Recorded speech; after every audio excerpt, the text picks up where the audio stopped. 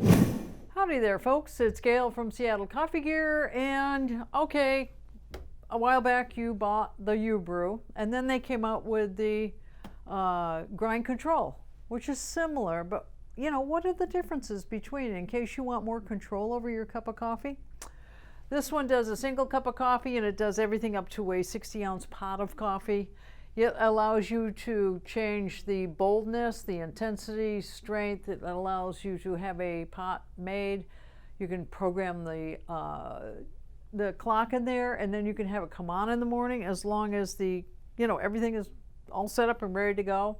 Or when you get up, you can actually make a single serve with this, and you can use your taller Go cup under here, which is nice. Well, all of that still holds true with your bean hopper back here, 8 ounces of beans or so.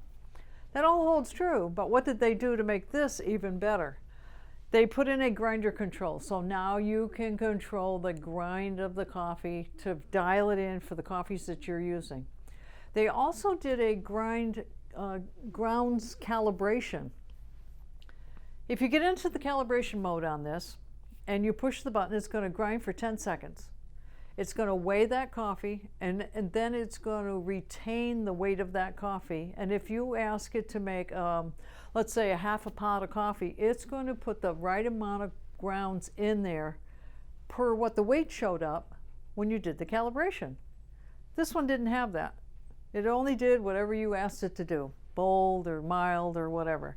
So this is a nice feature that makes it just a little bit better. It also still does the single serve. It'll do a full pot. Let's get in there. I can do a whole pot, or single serve up to 20 ounces. I can do a pot, everything from 2 cups all the way up to the 12 cup, which is 60 ounces. The one thing about these brewers that's kind of nice is if you only put in, let's say, 10 ounces of water, it won't allow you to brew any more than that 10 ounces of water. If you have a full water tank, which would be the 12 cup, right up to the top, you can brew less, but you won't be able to brew more unless that pot is full. So that's kind of nice. You can also set the clock on this so that it'll come on in the morning and grind for you. And you can also set the strength, all kinds of things in the menu. See, I can change the strength over here. I'm brewing a full pot. I can change the strength right up to 8 and all the way down to 1. And then if you go below 1, you can go into your own coffee. You can open this up and put your pre-ground coffee in here with the basket, of course. You use the gold basket, or you can use the paper filter in this. So that's kind of nice.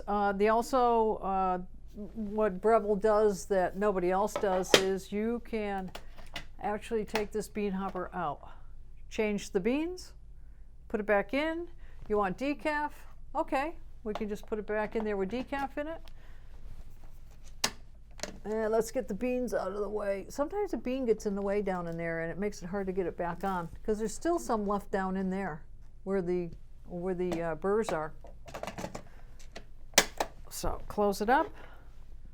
Put the lid back on. That's a nice lid. Water tank fills from the front. That's nice. You can show the level as you're filling it. And right back here, there's a little red floaty thing that when it's full, it will pop up. That's kind of nice. Stainless steel carafe, double wall, keeps it hot. And then, at the time of this video that we're doing, the glass carafe wasn't out, but it will be out probably by the time we post this video. So watch out for the glass carafe. And again, on this one, you can take this out, and you have extra cup height for a Go cup for your single serve, which is really nice. And then also the any residual coffee and stuff that might spill down in here will get trapped in there, and you can take that apart and wash that and clean it up good.